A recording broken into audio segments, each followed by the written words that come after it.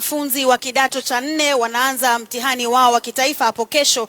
Rashid Ronald amezuru baadhi ya shule katika maeneo ya Nyanza na magharibi mwa Kenya ili kutathmini hali ilivyo kuhusiana na maandalizi ya mtihani huo. Miongoni mwa shule alizozuru ni ile ya Otieno Oyo ambayo ni miongoni mwa shule nchini ambazo matokeo ya mtihani huo ya mwaka uliopita yalifutiliwa mbali na Baraza la Kitaifa la Mitihani.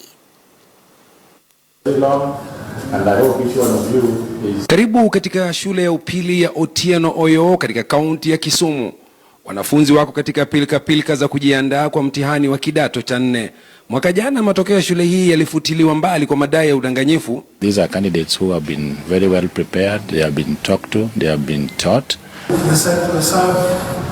Na hali ni hiyo hiyo katika shule ya upili ya Kisumu Boys. Hapa tunakumbana na wanafunzi wakijitayarisha Jumapili kwa ajili ya mtihani huo.